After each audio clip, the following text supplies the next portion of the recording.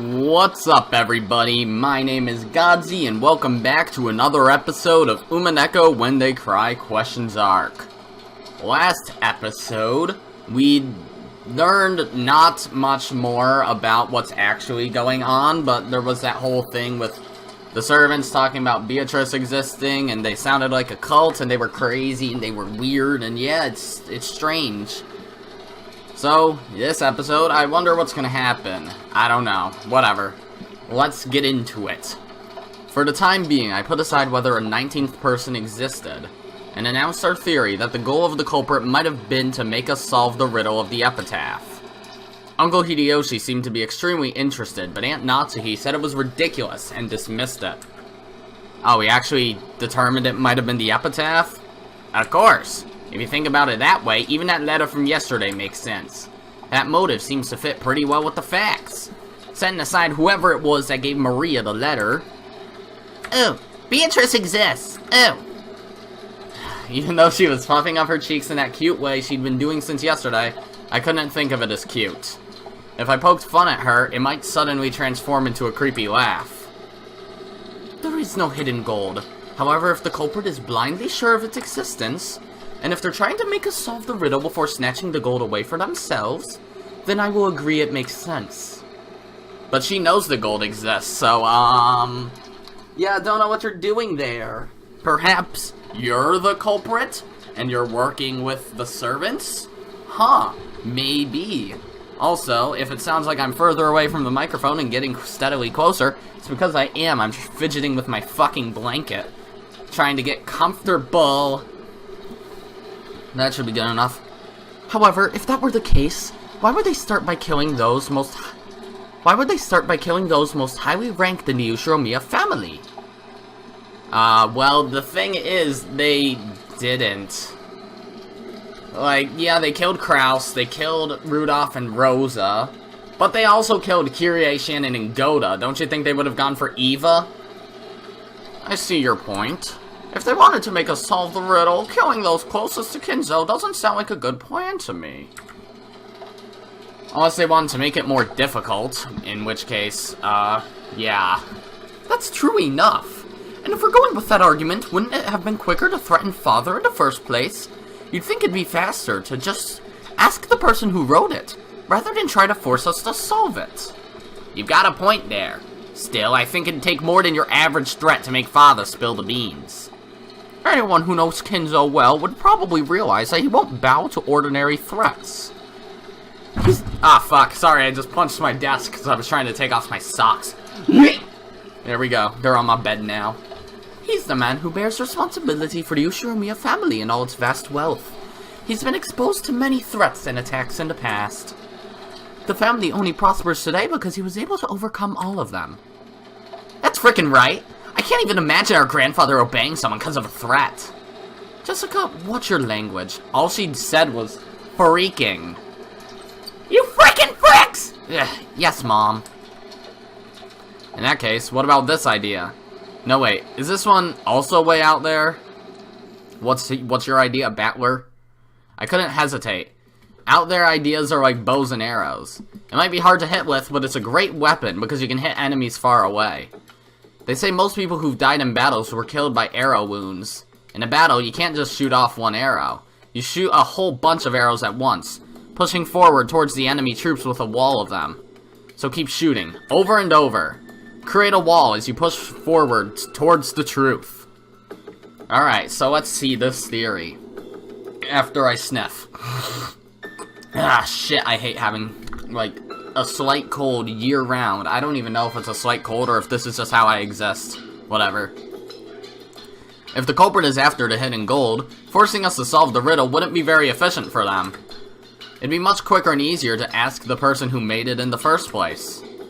In that case, the question is this all a message directed at Grandfather? Huh. In other words, these murders were a threat made against Grandfather. If he didn't tell the culprit where the gold was, his family members would be killed off one by one. But the thing is, he doesn't care about any of them. He really only cares about Genji, Shannon, and Cannon, really. What if we weren't the only ones being forced to solve this riddle? What if Grandfather was too? If you think about it that way, it explains Grandfather's mysterious disappearance. If the culprit has already attacked Grandfather, then judging by the state the 6 corpses were left in, he should have been left on display somewhere with that horrible makeup added. But despite that, we still haven't found him. So does that mean Grandfather has been kidnapped and is being held somewhere? Possibly. How could... You aren't saying... How could... That sounds interesting. So Grandfather's being confined somewhere, and the culprit's saying will be killed off one by one if he doesn't tell them where the gold is. It pains me to imagine how you find that interesting. Aunt Natsuhi glared at her, but Aunt Eva just smiled calmly. Since we still haven't seen him after all this time, I think it's almost certain that Grandfather's gotten caught up in the crime. If you think about it, you can't just ignore Batwer's theory, right? Be quiet, George. In the first place, when did Father actually disappear? Who was the last person to see Father? That'd be Natsuhi. It was probably me. This morning, when we didn't know where my husband and the rest were, we discussed the possibility of them being in Father's study, and I went to check his room and greeted him there. Come to think of it, I've been holding the key to his study this whole time, haven't I? Fuck. Genji, let me return this to you. Okay, there goes the Genji theory. Unless there's multiple keys. But I still think Genji is very likely. Aunt Natsuhi pulled out the gold key and handed it to Genji. Looking at the key, Aunt Eva giggled. Hey Genji, I'm sure the police will inspect Father's room thoroughly. If there's anything hidden there, it'll just be exposed anyway. So maybe it'd be better if you just told us about it right here, right now. What are you talking about? It's simple. Father's study is a closed room with no way in or out except for that key, right? I want to verify whether that's true. If there is one entrance to Father's study, what about the window? Any other entrances or exits? There are none. There's no way to get in except the entrance. You're sure about that? There isn't some secret hidden door or anything. There likely is, but I don't remember if there is one. Since Father isn't here, I am the highest ranked member of the Ushiromiya family. I'm asking you as a representative of the Ushiromiya family head. Remember that when you answer me. Are there any ways in or out of that room other than the main entrance? As Father's closest aide, I'm sure you would know. Aunt Natsuhi looked a little offended at the part about the highest ranked family member, but Kraus is dead, so she's not wrong. But she kept her mouth closed for the time being, and waited for Genji's answer. I couldn't help but feel a little uncomfortable. Why was she going on and on about hidden doors? You too, Canon, Kumasawa. If you know, won't you tell me? If there is one, it'd be better if you said so. Otherwise, a certain person might be driven into a corner in a second. If we assume that there is a hidden door, then my argument comes to nothing. She's about to accuse Natsuhi. Aunt Eva didn't specify which person was about to be driven into a corner, but following the flow of the conversation, I had to feel that she was referring to Aunt Natsuhi. Mother, what are you talking about? George, stay quiet for a bit. What do you say? Genji? Canon? Or Kumasawa? Is there a hidden door, or not? Genji, when you remodeled Father's study, you must have overseen the construction. I won't let you say you don't know. There is nothing like that in the Master's study. You're sure? What about Canon, one who's allowed to wear the one-winged eagle? That's right, I'm sure. There is no such hidden door in the Master's study. None of them are looking at her, so it's probable that they're lying. Kumasawa? No, I haven't heard of such a thing. What about Dr. Nanjo? You've had a close relationship with Father. I've never heard of something like that. Very well then. So are you ready? Let me begin. It's very simple. Everyone tilted their head doubtfully, wondering what Aunt Eva was starting to talk about so proudly. Aunt Eva laughed triumphantly, as though she were about to reveal a secret only she knew. She's gonna accuse Natsuhi. Natsuhi was the last person to spot Father, right? I forget the exact time, but I think it was a little before 9 in the morning. Natsuhi, do you remember? I ran into you just as you were coming out of Father's study, right? Yes, I remember. Oh, is she not going to accuse her? Because then if she kidnapped Kinzo, then she would have been bringing him with her. So Kinzo was still in there at the time, though. And we're playing this fucking Witch Messenger music again. That's what I'm gonna call it, because it sounds funny, and it played during the witch message part. What does that have to do with anything? And when was the next time you went to visit Father's study? That was after we found the bodies of Brother and of Kraus and the rest, right? Together with me, you went up to the study to report that, and we discovered that he wasn't there. By the way, Natsuhi, at that time, when you went to enter Father's study, did you notice anything? Notice anything? What are you talking about? Come on! You picked up some trash, right? A folded receipt. I do seem to remember picking up some trash. How is that relevant? I got the receipt when I bought some candy at a store before arriving at the airport. Oh, it's her receipt? Aunt Eva pulled a small bag of candy out of her handbag, not airbag. There's no cars here. Ah, the receipt from that candy you bought back there? But Mother, what does that receipt have to do with anything? Why was it in the study? George, stay quiet and listen for just a little bit longer. Uncle Hideyoshi's expression was a little strict. Apparently, he understood what Aunt Eva was getting at. It really was just a whim. I definitely didn't foresee anything, or try to set up a trap for Natsuhi or anything like that. Actually, about that receipt, Natsuhi, you remember bumping into me right after the last time you saw Father, right? At that time, I wedged us into the door to the study. So what does that mean?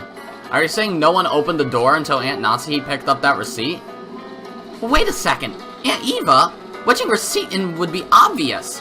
It's possible that when Grandfather opened the door, he noticed it, found it amusing, and stuck it back in the door. Jessica hurriedly argued back. Well, that would make sense. She still didn't really know what all this meant. But she realized that, whatever it was, it would raise suspicions about her own mother. Yeah, the receipt would be too obvious. Like, it would be much better if you put, like, a twig or a piece of Pocky or a toothpick in the door, so you open it and it snaps, you know? Of course, I folded the receipt up very small so that no one would notice it. But even if you assumed that he saw it fall, he would have no way of knowing how high up the door it had been stuck, right? I checked it while Natsuhi was taking the key out. The receipt was still stuck not 1 millimeter away from where I put it. Oh, so that means no one went in there. I can't understand why you would pull such a childish prank. I'll bet you were the one who did that prank on the door to my room, too. That's not a prank. The door to your room? It was unpleasant to talk about, so I never mentioned it. When I woke up this morning, there were the signs of some prank on the outside of my door, with what was probably the same red paint that was scribbled across the shutter. There were some unpleasant marks, as though someone had been tearing at the door. Wait, what's this? Oh, well, what's this? Why'd you keep quiet about this till now? My apologies. Since so many horrible things have occurred since then, I'd completely forgotten about it until this moment. I feel like I should try to differentiate Eva and Natsuhi's voices some, because I kind of differentiated Kirie's to a point. Not Rosa's, even though she's dead now, so I can't really. I might make Natsuhi's a little calmer. Have I already been doing that? I don't know. I don't know anything about that. I'm not talking about your door, but the door to Father's room, right? Between the time you confirmed that he was in his room, and the time we confirmed that he wasn't, that door wasn't opened even once. How did Father get out if he didn't use the door? Oh, that's not what I expected. I don't know that. That's what I want to know. I feel like that should work, even though it's a little quiet. Natsuhi, other than you, who else checked to see whether Father was in his room? Last night, the last time I met Kinzo was when we were playing chess. So I was with him until just before dinner. Who saw him after that? I did. I gave him his dinner last night. Yes, Shannon and I were with him. So at that time, Father was still definitely in his room. However, Natsuhi, when you found out he wasn't there, it looks like all ways in or out of the study were closed, right? But even so, you said you met with him this morning. I don't ever understand why everyone has become so gloomy. Could someone please explain it to me? Father and Mother, are you saying that what Natsuhi says about meeting grandfathers this morning was a lie? Like how she'd lie about that? Mom's guiltless. Why would she lie? Jessica! I keep telling you to watch your language! Oh, she said hell. Okay, I was like, what the fuck did she say? All at once, the whole room was in an uproar. Aunt Eva and Aunt Natsuhi confronted each other across the parlor table, with George confronting Jessica. What the heck's going on? Many people spotted him last night, right? But since this morning, the only one who claims to have seen Father is Natsuhi. And then there's that strange fact we learned from my receipt. So how can we connect these points together? Aunt Eva urged everyone to imagine it. Sure, that receipt could become an important point. but I didn't know which other points to tie it to, or how. If we try searching for the answer Aunt Eva probably wants, we'll find that Aunt Natsuhi lied and acted as though grandfather was in the room this morning. Has that fact been exposed by a whim of Aunt Eva's? Ah, I just dropped the fucking staple remover. I don't get it at all. Why would Mom have to lie? She had no reason to, right? That's what I want to know. But Jessica, you can't be sure she had no reason to lie and say that grandfather was in the room. After all, you see it in mystery novels every now and then, except we do know for a fact he was in there. That trick where people fake the time of death to create an alibi for themselves. What are you talking about? I've never heard of that. We still haven't found Father yet, but it's pretty natural to assume he's already been killed. If that's true, there's no doubt we'll find his corpse soon. Except no. Because I know for a fact that the killings do go by the epitaph. Therefore, next 2 people die. Kinzo is only 1 person, there's no one else missing. If at that point the time of death could be cleverly faked, Natsuhi would be able to create an alibi. Do you understand, everyone? Interesting. This morning, when Aunt Natsuhi confirmed that grandfather was there, she lied. And he was already dead at that time? And then she moved the body to some other location and tampered with it so that, when we find it, we'll think he was killed just a second ago. That'd make it possible for her to create an alibi, even just by staying with the rest of us. Then, she could say, I heard someone screaming, dash over there, and become the first to find the body along with everyone else. Is that what Aunt Eva's saying? Ridiculous. After all, detective novels are merely books for the purpose of entertainment. You can only think of such an indiscreet idea because you read them all the time. That's right! Even if she did try to fake the time of death a little, all that would be blown away in an instant once the police did their autopsy. That might have worked in the past, but do you really think that kind of trick would work in modern Japan? It doesn't make sense. You think so? This morning when Dr. Nanjo looked at the corpses, he was only able to give a vague estimate of the time of death, right? Autopsy results are very easily affected by the environment and individual differences. It's a very relative estimate with an uncertainty of several hours. I guess that's true. And unfortunately, the police's scientific investigation will have to wait until tomorrow. It wouldn't be easy to measure the correct time of death so accurately, even in modern Japan. Isn't that right, Dr. Nanjo? Examining a corpse is an extremely difficult task that requires both experience and instinct. I have heard that there is a very high chance of a mistaken diagnosis. I imagine it is very possible for a misreading of just a few hours to occur. However, for an alibi, that's more than enough. It's an old trick. It's a trick that works well enough. Natsuhi, it's not like we want to suspect you, okay? We just have to prove your innocence so we don't have to suspect you. Oh, there's the gun. What is this innocence you want me to prove? This morning, I definitely met with Father, and he told me to keep the one-winged eagle engraved in my heart. Are you denying that he said that too? I will certainly not permit that. I won't let you deny that Father said those words. Or what if Kinzo was already dead, and that was Goda in disguise? I have no fucking idea, honestly. I don't know. Like, assuming not witchcraft, it's hard to assume... It's hard to figure out what actually went down.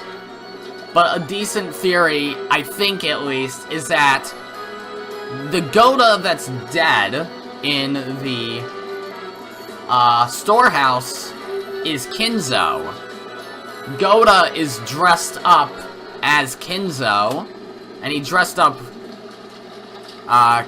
Kinzo as himself.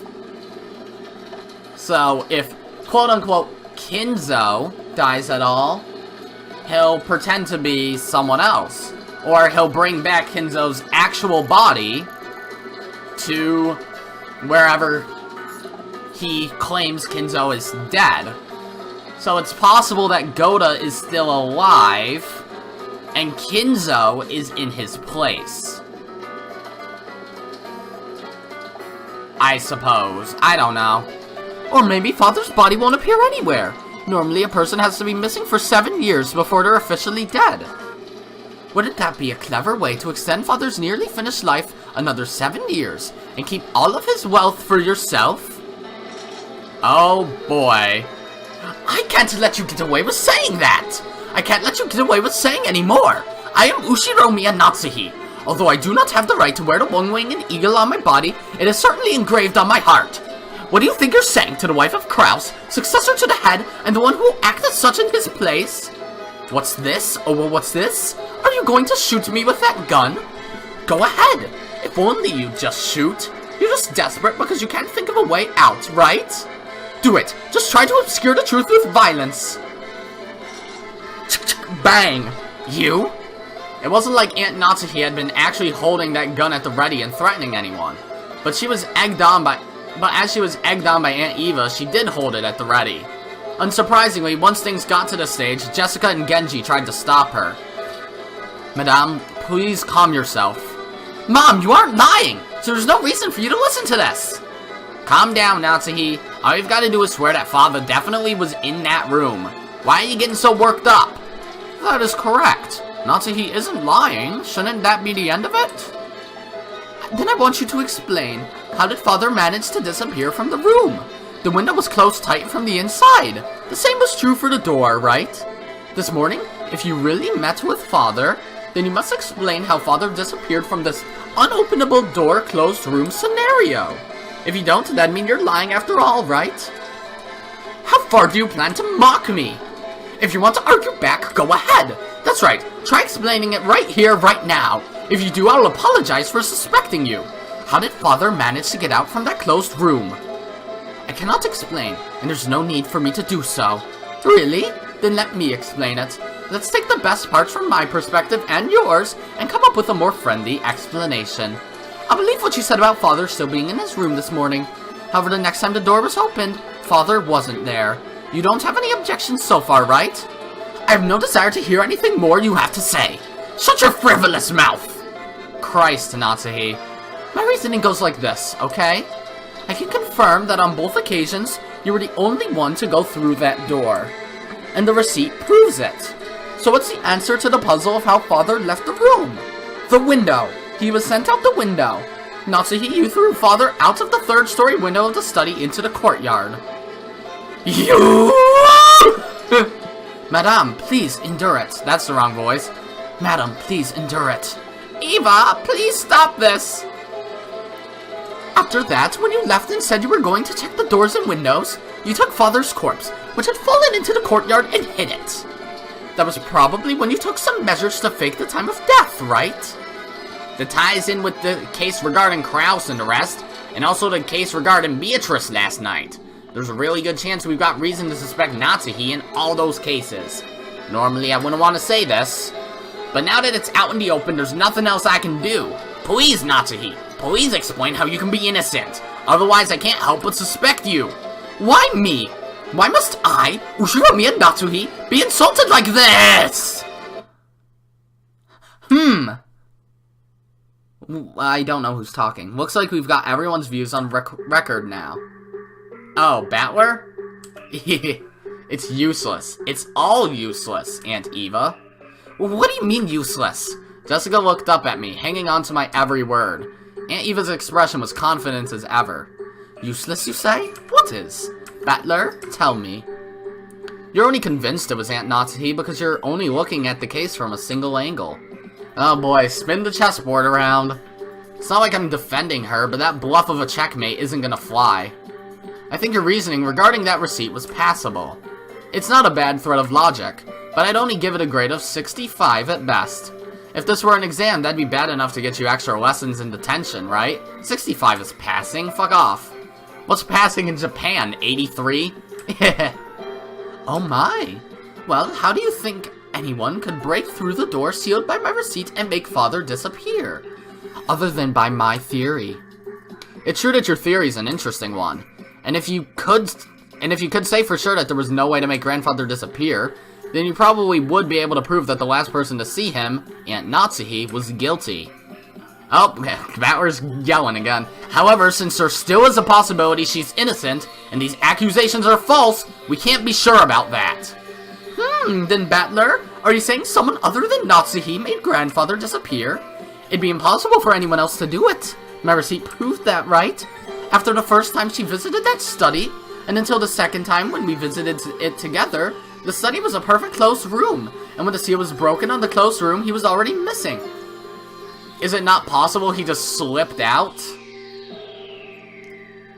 Like, if he really is that perceptive, like, it's very possible that they could have just put the receipt back in the exact place.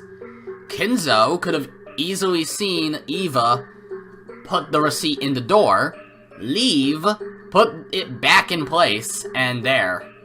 Simple as that. If that doesn't prove she's the culprit, what kind of trick could they have used? Like I said, Aunt Eva, only 65 points. So let's try spinning the chessboard around, shall we? What the fuck? What the hell does that mean? The question isn't how someone managed to make Grandfather disappear from the outside. We should think about how Grandfather disappeared from the inside. The door had the receipt stuck in it, so it couldn't have been used. He also couldn't have gone through the window because you can't lock it from the outside. And when Aunt Eva visited the study, she checked to make sure it was locked. So the window also wasn't used. At that point, the study really was a closed room. We have to accept this. However, the study didn't remain a closed room forever. Once the seal created by the receipt was removed, it'd be possible for someone to escape by the door. In other words, the question isn't how Aunt Natsuhi made Grandfather disappear. We need to think about how he was able to escape. Okay, I think he's saying exactly what I'm saying. Grandfather's study isn't an ordinary study, right? Oh, he was hiding. Ah, duh. According to Genji, there's a toilet in a kitchen and even a bedroom, almost like a little house. For example, what if he was hiding under the bed and the two of you only thought he was missing? Aunt Eva, even you didn't check that far, right? And then the two of you went back down the stairs, thinking he wasn't there. I do think he left the room. I don't think he would just hide in there like, I'm just gonna hide for no reason. Because I do not want to see Natsuhi or Eva. I hate those two. Or if it's Goda, and he wasn't in costume, because he was preparing to put Kinzo's body somewhere. Boom! I got it. There we go, it's Goda. At that time, the receipt was already gone. Wait, who's talking? I don't know. In other words, if Grandfather was hiding in his room and the whole time it was a closed room, and escaped after letting the two of you go past him, we can crack this closed room right open. What are you talking about? Why would Father need to escape the room in such a bizarre fashion? Don't be so absurd. Yeah, it might be absurd, however, it still shows that there's a possibility Aunt Natsuhi is being falsely accused. Your receipt wasn't perfect. In chess, we might call that check, but it isn't checkmate. But the thing that really pisses me off is how you're pressuring Aunt Natsuhi to explain it, then claiming that she must be guilty if she doesn't. If you want to go down that road, then why don't you let me, Ushiromiyas Battler, spin the chessboard around one more time? Aunt Eva, according to your own argument, you must explain to us why you and Uncle Hideyoshi couldn't have killed those 6 last night and then casually returned to the guest house.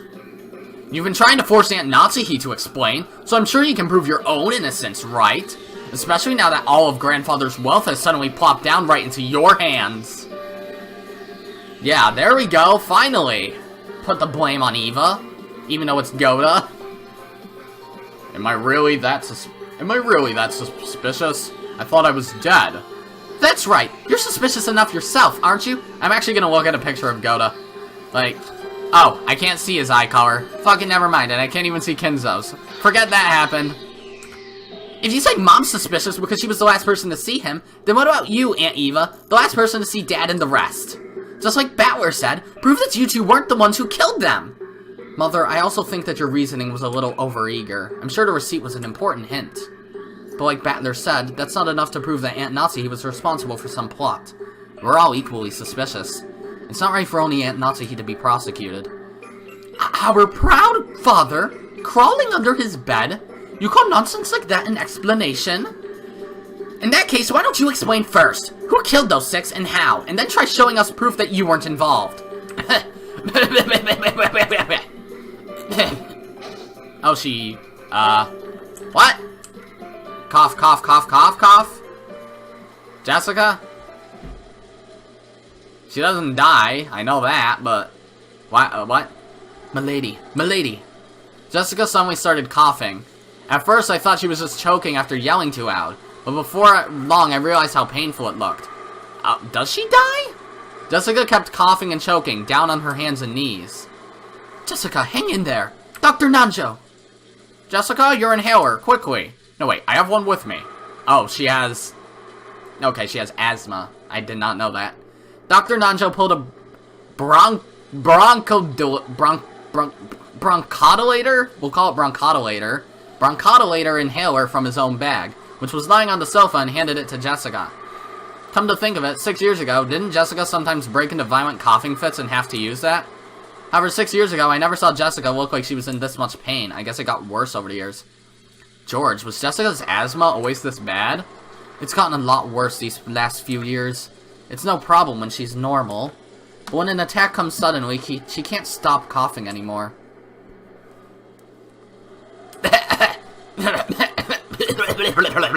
Milady, your medicine. Here. Taking the inhaler from Cannon, Jessica used it with a practiced hand. It looked like her throat would still itch for a while, but she had it under control. Are you okay, Jessica? You scared me. It's no big deal. Don't worry about it. Beads of sweat covered Jessica's whole body, and she couldn't hide her rough breathing. But it looked like her sudden attack had calmed down for now. This disturbance had made the dangerous atmosphere up until now seem slightly unfocused. But that's fine. That kind of battle of mutual suspicion is completely unnecessary. When you think about it, finding alibis for each other and looking for the culprit is probably meaningless. After all, we're just powerless, ordinary people. And when the police come tomorrow, they'll definitely employ cutting-edge techniques and investigate the case thoroughly, solving all of the riddles and arresting the culprit. Perhaps Battler is right after all. Just as Natsuhi is suspicious, I can't ignore the fact that I'm suspicious too. Arguing about that now will surely be unproductive. Everything will be fine if we just leave it to the police tomorrow. And she's pawning the suspicion off. Great. But don't you want to know too, Battler, who the culprit is? Don't you want to let them know the pain you feel from losing someone precious to you as soon as possible? I won't deny that. Even one day would be too long to let the wonderful bastard who's behind this go. But that doesn't mean that I want to suspect one of the 18. Even though I said what I said earlier, I don't even want to suspect you, Aunt Eva. To me, you're an awesome aunt who's always fun and playful. I don't want to trade insults with an aunt like that. I wouldn't want to do that with anyone here. Right? Everyone? I feel the same way as Battler. It's pointless to trade insults. It's probably just the stress built up because so many people have been crammed in one place since morning. Probably. It is only natural. It may not be my place to say it, but I think we should all relax as much as possible. Okay. So now what? Eva, I think we'd better cool our heads too.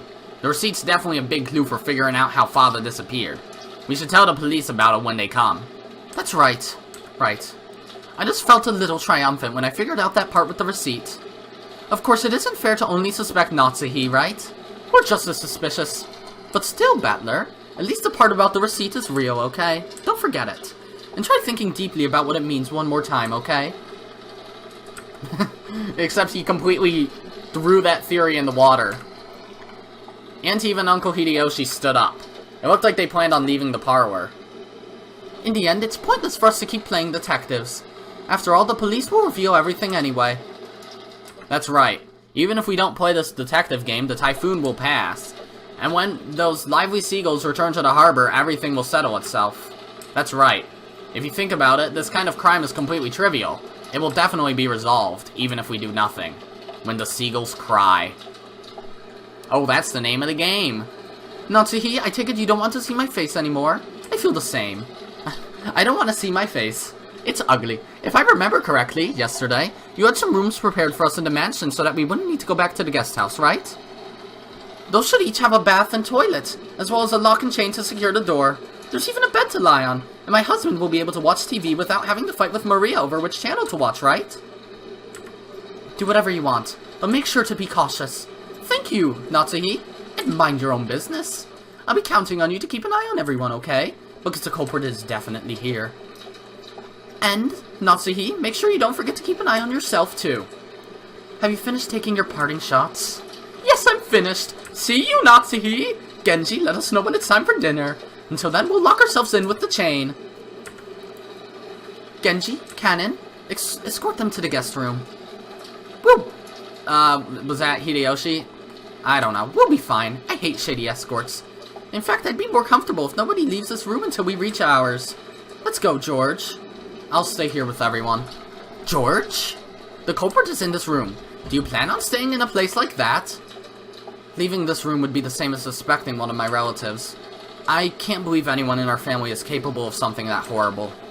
George. Darling, you tell him that too. George is already an adult man. If his code tells him not to leave this room, then it's up to him. Let him do what he wants. Father. Aunt Eva and Uncle Hideyoshi left. Then you hear 2 gunshots. Bang, bang. Oh no, they're dead. The only voice that called after them was the sound of the rain. Then we sat around doing nothing. The parlor was being buried beneath the savage atmosphere. When I looked at the clock, I was surprised to find that it was already evening. Had we really spent that much time worrying about needless things, talking with each other, fighting with each other? Feeling bored, I scratched on my head when Maria and I made eye contact. Uh-oh. I was a little surprised, since I thought she was completely immersed in the TV. I believe it now. Eh? The letter, the murders, everything. It was all Beatrice. In fact, I almost feel like begging her to come out and take credit for it all. I want it to be the work of a 19th person. Otherwise, the 18 of us will have to keep on suspecting each other. I think believing in a 19th person is better than that. Bringing grandfather outside without opening the doors or windows must be a piece of cake for Beatrice, right? Maria, after taking a single short breath, hung her head and then raised her face again. Oh, there it is. That's right! Locking a door is useless against a witch. Beatrice is familiar with all 72 demons. And one of them is a sliding chain lock. The 33rd ranked, Gap, gives the power to instantly carry the desired person to any location. To her, taking a person out of any closed room isn't hard at all, you see. Which is sure incredible. You'd think Maria's implying something, not about Kinzo, but about Eva and Hideyoshi, right? Tell her, if she feels like committing another crime, to do it in a way that no human could. And make me believe that a 19th person, no, a witch exists. Okay, if I meet her, I'll tell her. Crap. Nothing's made sense to me for a while now. Just when I want to believe in a 19th person, I deny it. And just when I want to believe that there are only 18 people, I deny that too. Even though I want there to be more than just the 18 people here, I can't accept the existence of that 19th person. In short, even though there are more than 18 people, there are less than 19 people.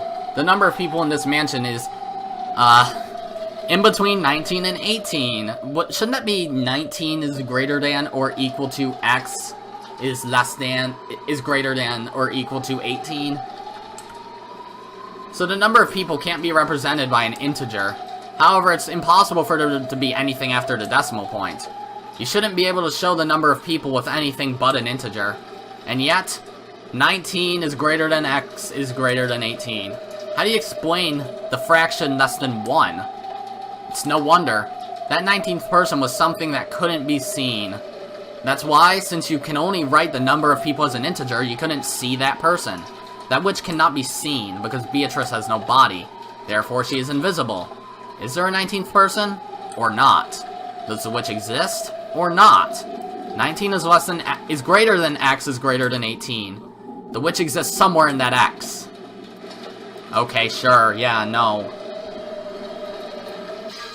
Shatter, yep, that's a thing that happens. Why is the clock fucking massive? It is 7 p.m. Everyone, please take a shit. Everyone, please take a shit. It is shitting time. Please go to your nearest toilet. The uncomfortable atmosphere continued even after those two left. It was thick with the idea that simply thinking about the culprit's identity would be the same as deciding whom to suspect. It had begun to feel like a discussion of the case was itself taboo. So no one mentioned the case, at least out loud. However, those thoughts were what filled our minds. All that we couldn't say aloud made our heads feel like they were going to explode. So at least on the outside, the parlor had once again regained its calm mood. Everything was left unsettled. It feels like the rain's gotten a little lighter. Ew. Still pouring down. Ew. Even if it did stop, there's no boat on this island. But it'd be nice if the boat came quickly tomorrow. I've had enough of this Western Mansion vacation. Mom, when will the boat come tomorrow? Normally, the boat to take them back would arrive at 3 today. They probably sent a phone call to say that they would come after the typhoon passed. But unfortunately, the phones aren't working. But they aren't children over there. They were told to both drop off and collect our guests, so they will most likely arrive first thing tomorrow morning. Probably around 9, I believe. It was completely black outside. When I looked at the clock, I realized that it was just past 7. I was starting to get hungry. So now people have to leave the room. Oh, Kumasawa's already left. In the kitchen, Kumasawa was cooking enthusiastically. Oh boy, I love making food! She had laid out a variety of dishes, and while they didn't match the level of Goda's artful cooking, they were still quite gorgeous.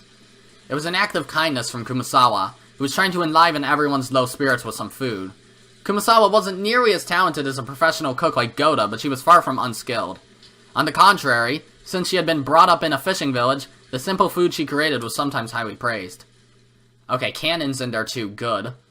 Cannon arranged the food Kumasawa had finished creating on plates under her direction. Cannon also helped in the kitchen sometimes, but since he was rarely placed in that role, he was slightly awkward, even though he tried his best. Self-conscious about the fact that he couldn't cleverly arrange the food, Cannon's expression darkened slightly. But Kumasawa smiled as though everything was fine. Ho ho ho, it's arranged beautifully! Cannon, aren't you skilled?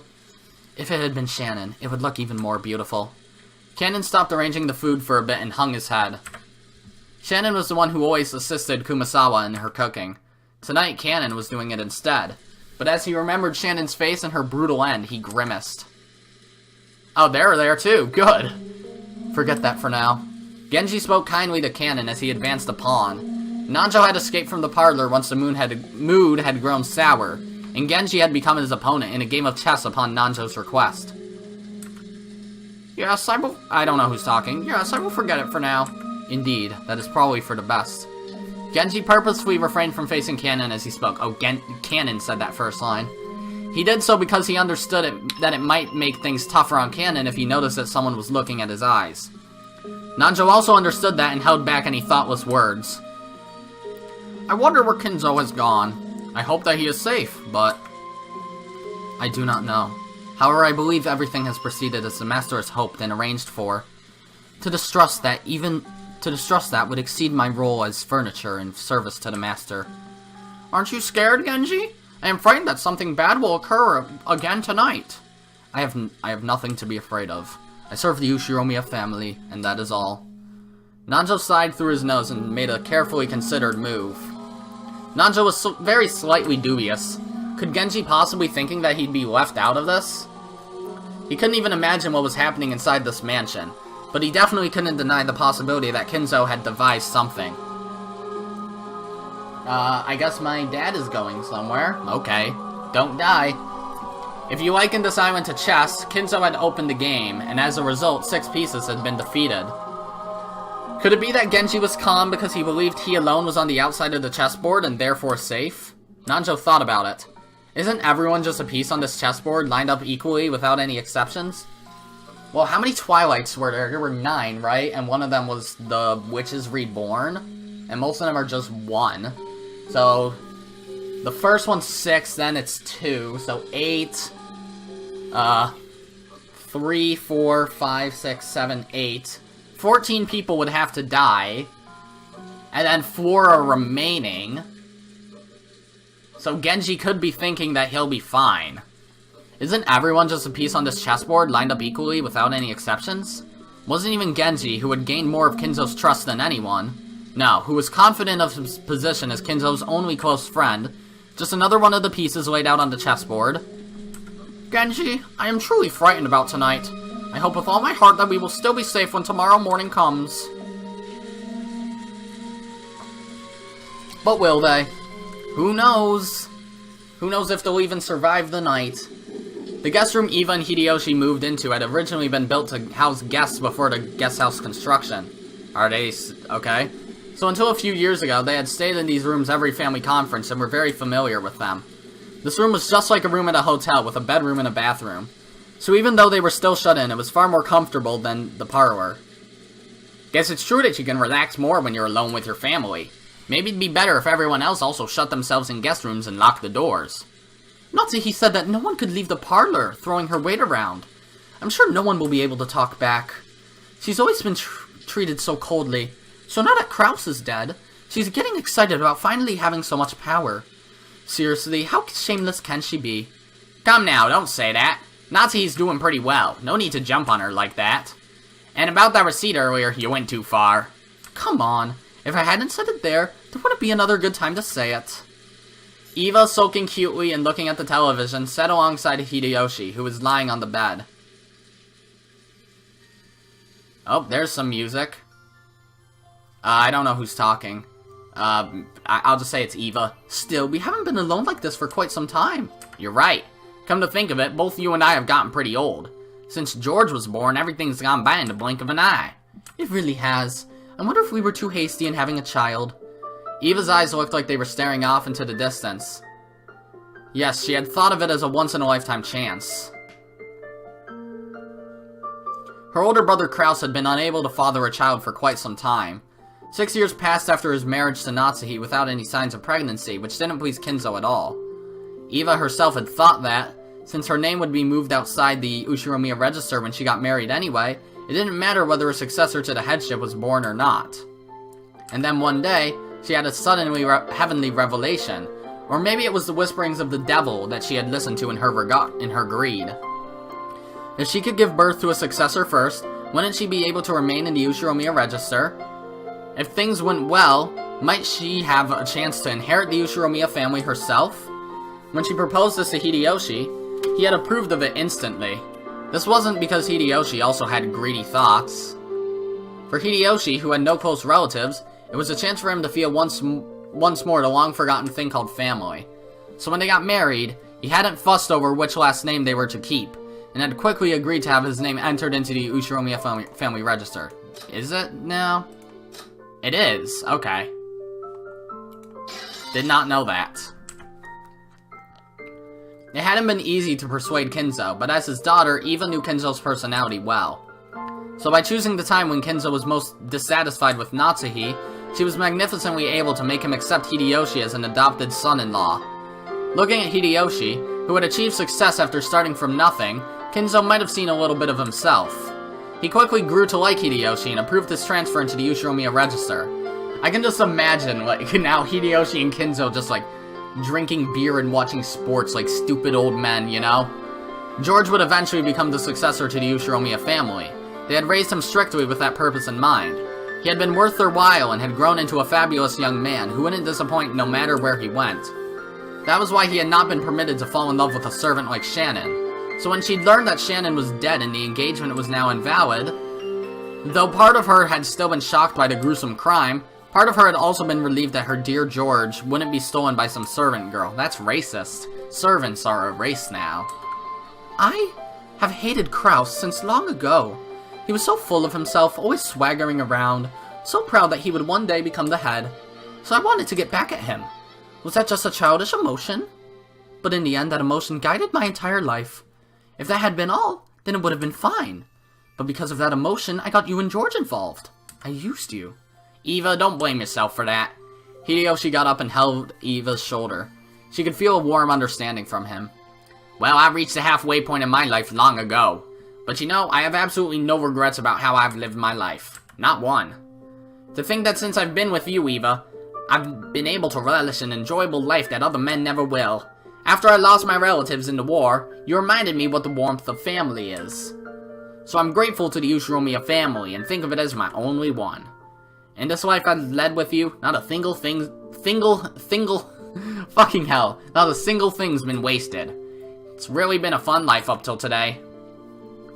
Bang, bang! Thank you, darling. Eva hung her head, burying her face in Hideyoshi's chest. Probably no one in the parlor could even imagine that this side of Eva existed. I'm the one who should be thanking you. Until today, there hasn't been a single day I've regretted being with you. Me too. I'm so glad to have you by my side. George is already a fine adult. Even if I don't look out for him, he's a man who could do his job well on his own. I wonder. Around New Year's, do you want to go spend some time in the Maldives? Just us, no one else. No way. Aren't you always saying that you're so busy responding to New Year's cards that you don't even sleep? None of that this New Year's. I won't read New Year's cards. I'll just stay quiet and check to see if I've won the New Year's lottery. It'd sure be nice if we won a color TV this year. Oh yeah, it's the 80s. No way. I don't want to waste time checking the lottery while in the Maldives. Then none of that either. How does it sound? Just the two of us, taking it easy like when we were newlyweds, just before George was born. Yes, in that case, fine. I hear the Maldives are wonderful. An island with nothing on it, surrounded by the beautiful coral reefs and cottages lined up over the water. Like when we were newlyweds, you say? Starting when? As soon as I finish up some business. I won't know till I ask the travel agency, but probably before New Year's Eve. No way. Right now. I want to go right now. Yeah, good luck with that. Aunt Eva nagged at his lips in a peevish yet flirtatious manner. Yeah, I don't really want to hear about, like, 40, 50-something-year-olds flirting, okay? Please stop. The only sounds that filled the room were the distant voice of the announcer on the news, which Hideyoshi had left on, and the obnoxious pounding of the rain against the window. And then shatter. And then shatter. And then shatter. And then shatter. It's not gonna shatter. Oh well. Thump thump. Oh. There was a knock on the door and Genji entered. Madame, dinner has been prepared. Will you eat in here again? Yes. Have it brought here. Is Dr. Nanjo still in the kitchen? Yes. He has said he wishes to carefully deliberate over his next move. Do not worry, he is with the other servants. Genji's good enough at chess to be grandfather's opponent. I hear he's even better than Dr. Nanjo, right? That's right. Long ago he played against me, but he must have let me win. Maria, sounds like it'll be time to eat soon. But look at you, you've been watching TV all day long and you still haven't gotten bored. Ew, I'm always watching TV, so I'm fine. Ew. Maria is sure is a TV kid. Food's coming, so we have to clean up the table.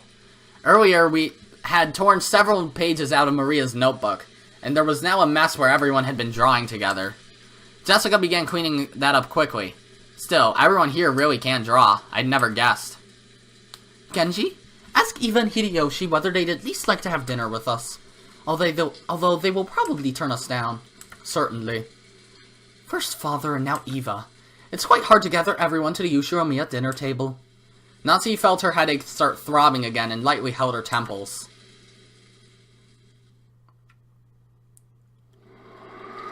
The distance from the kitchen to the parlor wasn't that great, so Genji had gone and come back by himself, but the guest room was a little farther away. Natsu had warned him to avoid being alone whenever possible, and just now Nanjo had also admonished him, saying it would be better if he held a little more concern for his safety. Kanon accompanied Genji, and the two of them went to visit Eva and Hideyoshi in their guest room. Genji knocked on the door.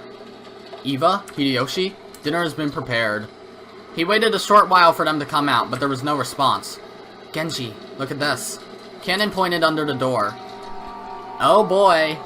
A Western envelope had been inserted under it. Normally, when something was inserted this way, it'd be interpreted as a message from someone outside to someone in the room. So since this might be a private note meant for Eva and Hideyoshi, it was not something that Kanon and Genji were supposed to take interest in. But this Western envelope was one of Kinzo's, the same kind as the one Maria had taken out last night and surprised everyone with. There can be no mistake. It is one of the Master's envelopes. Or could it be? Even though this was one of Kinzo's envelopes, the letter Maria read aloud the previous night hadn't come from Kinzo. Genji continued knocking a little harder and called out in a loud voice. Eva?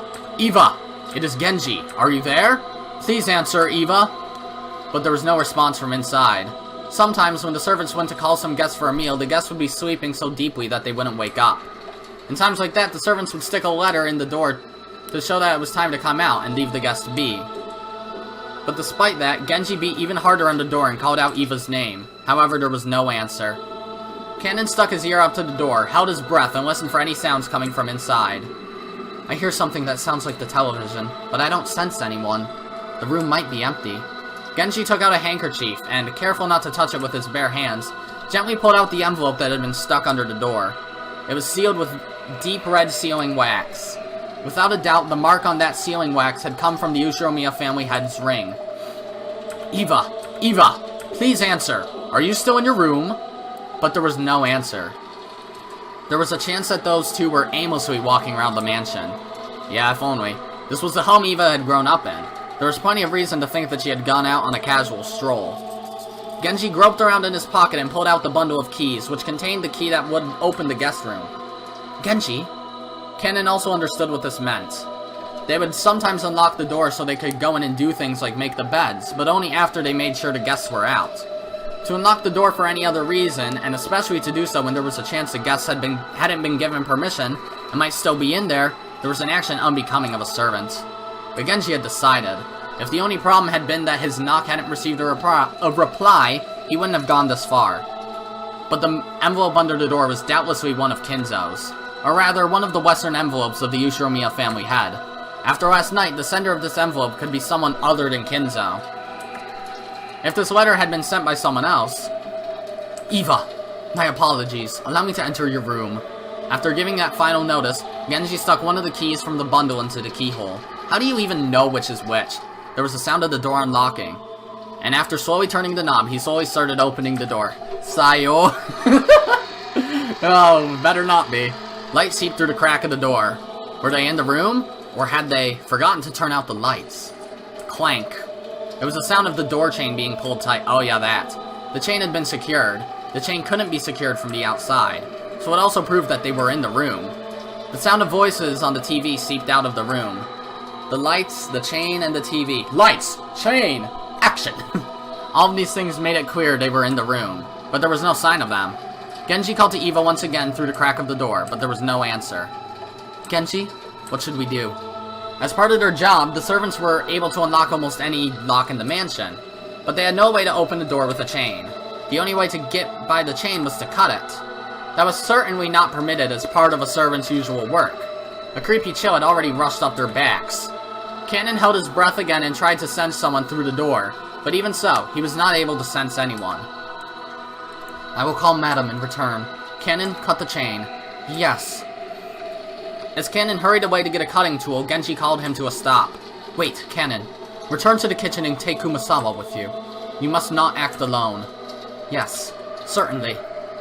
It looked like Cannon was wondering why he had to do something so troublesome in the middle of this urgent situation. But Genji had said it out of wariness. He didn't care what happened to himself. But in the worst case scenario, he didn't want anything to happen to Cannon.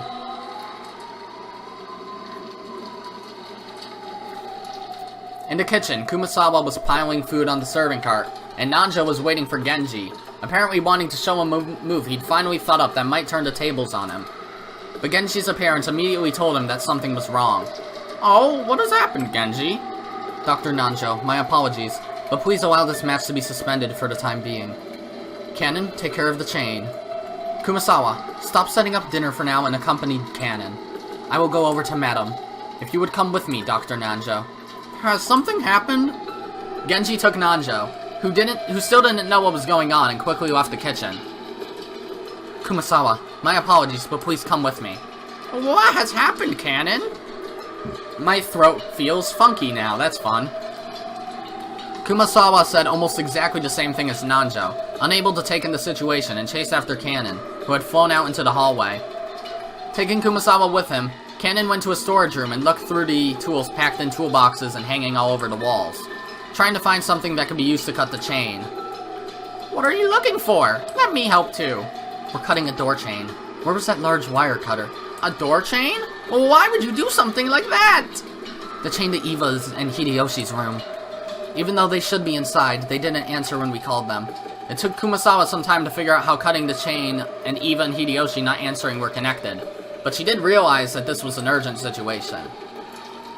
That one will probably do the trick. Cannon took down a very large wire cutter that had been hanging on the wall. It was called a cutter, but maybe it'd be easier to understand if we said it was shaped like a large pair of pliers. Yes, I know what wire cutters look like. Cannon remembered once being warned that this dangerous tool could easily cut through one of your fingers. Cannon took that and rushed up the stairs. That's probably going to be important later on. He already knew instinctively. He should fight for every minute, every second to open it quickly. Or perhaps it was already... Please wait, Cannon! Ha! Ha! Hurry! Kumasawa eventually caught up with him, gasping for breath with both hands on her knees. When Cannon changed his grip on the wire cutters and looked up at the door, he let out an ah, struck speechless. Yep, I knew this was coming. Yet another fucking, pentagram or whatever. What is this? Oh, that's Kumasawa. What is this? Kumasawa screamed weakly, her face pallid. What does that even mean? I see that word relatively often, and I don't know what pallid means. That was no surprise, because right there, on the door, just like the magic circle that had been drawn on the shutter of the Rose Garden storehouse, there was another eerie shape drawn with a blood-like paint. However, it would be odd to call this one a magic circle, because unlike what most people would expect, it wasn't a circle with shapes drawn inside it, but a slightly more complicated geometrical shape. However, those strange characters filling in the gaps, which weren't from the alphabet, were the same kind as the ones on that magic circle on the shutter. But the thing that had Canon struck speechless wasn't how eerie the magic circle was. It was that something like this hadn't been here a short while ago. First, he had taken a trip back to the kitchen. After that, he'd gone to the storage room to grab a tool and headed right back. Put those together and it couldn't have been more than 5 minutes. How could someone add something this creepy during that period of time? Yeah, it's probably Goda, haha! As though it had just been drawn, almost like the door itself was bleeding, several unsettling vertical red lines slowly dripped down, getting longer and longer, so it's still wet. Kumasawa's knees gave way, and she sank down on the spot. If Kumasawa hadn't done this first, then Canon surely would have wanted to. Beatrice! It's a work of Beatrice! How horrid! How horrid! Canon gulped, then readied the wire cutter and approached the door. He didn't want to get close to this disturbing magic circle, and he really didn't want to touch the steadily dripping substance that looked like blood. But if he didn't get close, he wouldn't be able to cut the chain. Fighting this cold feeling, he gulped again, and after gathering his courage, he went even closer, putting the wire cutter up against the chain. He then pressed with all of his strength, managing to cut through the chain far more easily than he'd anticipated. The cut chain fell into 2 separate parts, which continued to clang as they swayed back and forth. Canon, there's an envelope by your feet, and isn't that the Master's? It looked like Kumasawa had also noticed the western envelope at the bottom of the door, and that the sealing wax had been sealed with the head's ring. Oh yeah, by the way, why do they keep on calling it a western envelope? Do Japanese people not have the same types of envelopes that we do?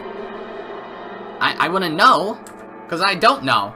Canon hesitated for just a second over whether he should open the letter first or check inside the room, but he eventually decided on fulfilling his original purpose. Canon pulled a handkerchief out of his pocket. This was so he wouldn't leave fingerprints on the door. If his worst fears were realized, the police would want to investigate this room too. He slowly pushed the door open. Sayori. He was able to more clearly hear the sound of the television, which had been seeping out faintly this whole time.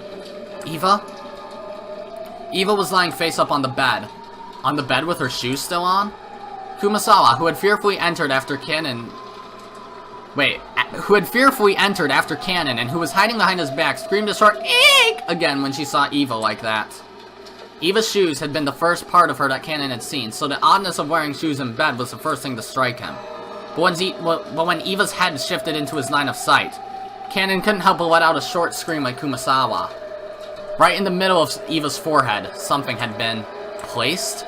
Something was growing there? No. Right in the center of her forehead. Was it an old-fashioned knife? That or some weapon like it was sticking out? Yep. Eva's dead. But where's Hideyoshi? At the base of where it was stuck in, blood dripped down, staining the sheets on the other side bright red. Kumasawa's knees gave way once more and she sank down onto the floor. Okay. Okay, music. You don't have to scare me like that. It just starts going... and I'm... Ah! Her mouth kept flapping open and closed, but she couldn't even scream. Eva was dead, with some kind of weapon sticking out of her forehead. Both eyes were open wide, and the image of the person who killed her must have been burned into them. But the only mouth capable of naming that person had been shut for all eternity. Even though her forehead was the last place they wanted to look, they couldn't tear their eyes from it. Right there, the weapon was stuck into Eva's forehead, standing almost perfectly upright. And on the handle was a complicated design that you wouldn't expect to see on an ordinary weapon. That thing could be summed up with the word occult. It was a vulgar object, with a design that might have been of some demon. What about Hideyoshi? Hideyoshi! Eva was on top of her bed, but the other bed was empty. Where was Hideyoshi? After taking a backwards glance at Kumasawa, still on her knees and stupefied, he checked the bathroom just in case. At the moment he opened the door, he was greeted by steam and the sound of the shower. The bathroom was of the same familiar style as most hotel bathrooms. Okay, yeah, let's describe the bathroom before we say, oh, there's Hideyoshi, he's dead. When taking a shower, a waterproof curtain was used to keep water from flying out. That waterproof curtain was half open, and lying tumbled down in the bathtub was Hideyoshi, completely naked with both eyes open, and pointing right at Cannon. Pointing? Just like Eva, a weapon with a demon-like design was stuck into his forehead. Since his head had been under the shower's hot water this whole time, his face hadn't been covered, wasn't half covered and filthy with blood like Eva's had been. But the sight of him dead while still taking a shower was tragic enough. Just then, they heard Natsuhi's voice coming from the hall. She was probably coming with Genji. Again with this graffiti. What about this letter? What does it say inside? I don't know. I haven't read it yet. We shouldn't touch it carelessly. The culprit's fingerprints might be left on it. I still think that this song is... Oh, fuck, I hit my microphone, sorry. I still think that this song, like, sounds too much like Castlevania battle music. To be like, oh no, person dead in this, visual novel relating to witchcraft and everyone's posh as fuck.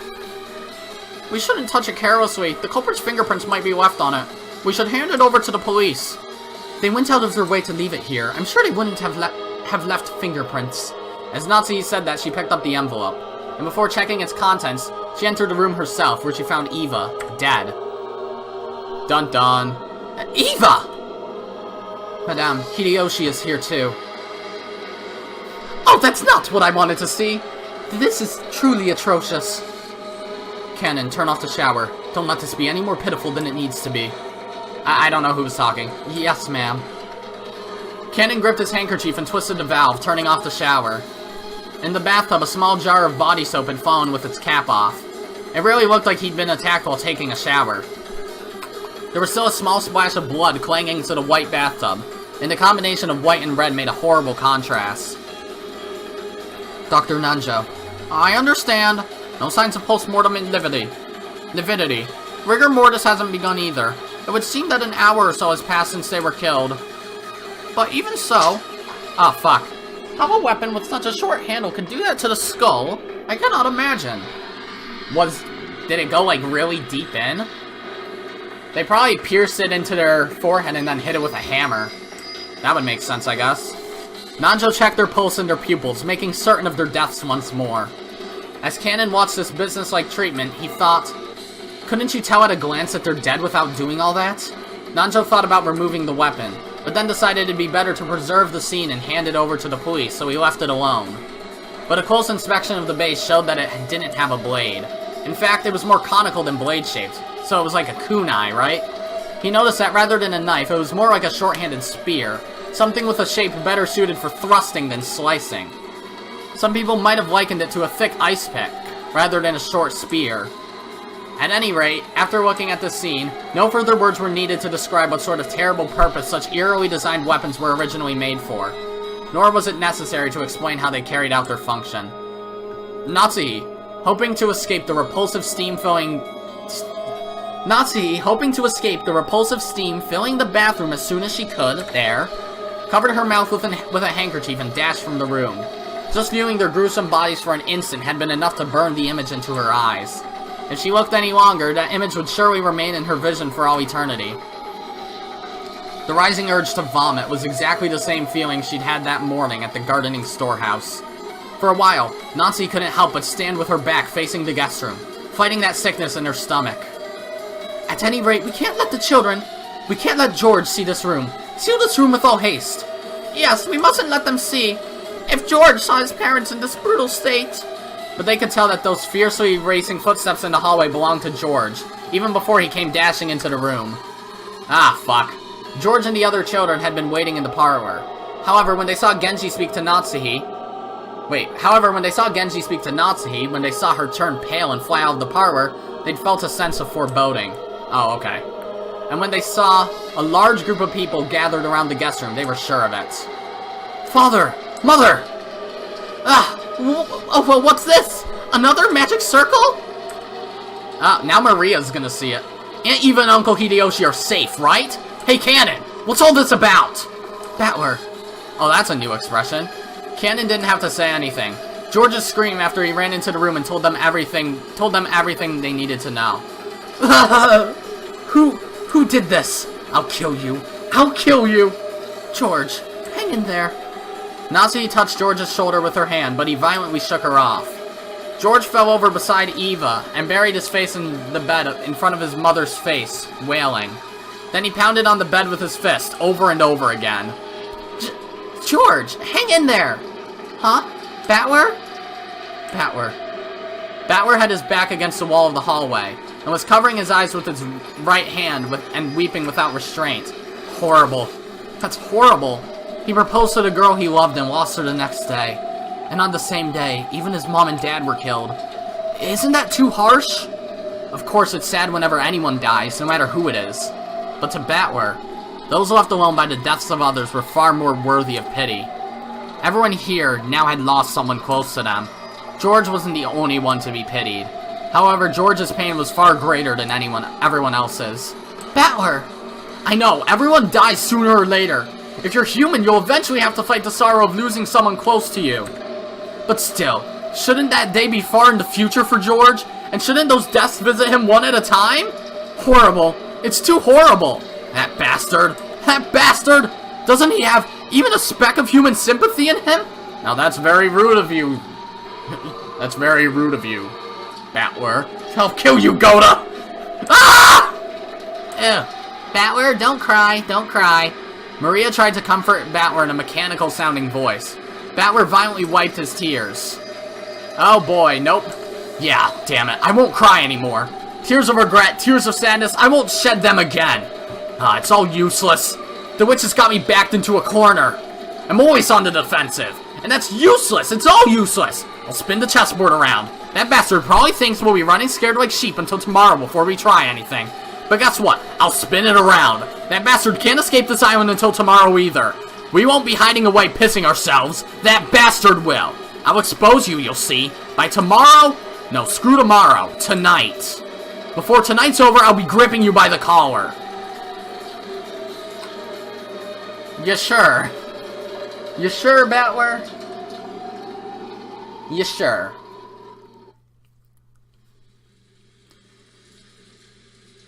So that's as far as we're gonna go into that. But first, we're just gonna check this. Damn. Ushiromiyas Eva, found on the bed of a guest room inside the mansion, with a weapon resembling an ice pick sticking out of her forehead. And then Ushiromiyas wait. She doesn't have a message at the bottom like the others do. Even he has one. Found in the bathroom of the same guest room that Eva was found in. Like Eva, there was a weapon resembling an ice pick sticking out of his forehead. You can't see either of them by looking through the gap of the door while the chain is set. You can't see them, so you can't reach them. Hey, how could a human possibly kill them? Yeah, good one. And then he's missing still. So we only have 1, 2, 3, 4, 5, 6, 7, 8, 9, presumably 10 people still alive. And Batwer promises to grab them by the collar. Alright, so that's something we know. Who has a collar? Yup. Yup. Yup. Yup. Nope. Kind of. I'll grab myself by the collar. Yup. Yup. And yes. So no. Not really. But it's probably neither of these two. I'm still bent on my theory that it's likely Genji. Like, yes, I know I've been saying a lot about Goda, and I have the most reasoning for that, but I really, really doubt that's the answer. It's probably Genji. Oh, actually, what's the height difference between them? Oh. But these two. Oh! Also, he's kind of, like, chubbier, so I don't think it's him. Regardless, that's gonna do it for this episode. If you liked it, be sure to press the like button, and if you didn't like it, fuck you too. Remember to subscribe, follow me on Twitter, and hit that notification bell to stay up to date on all my videos and stuff. And as always, my name is Godzi, and I will see you all next time. Goodbye!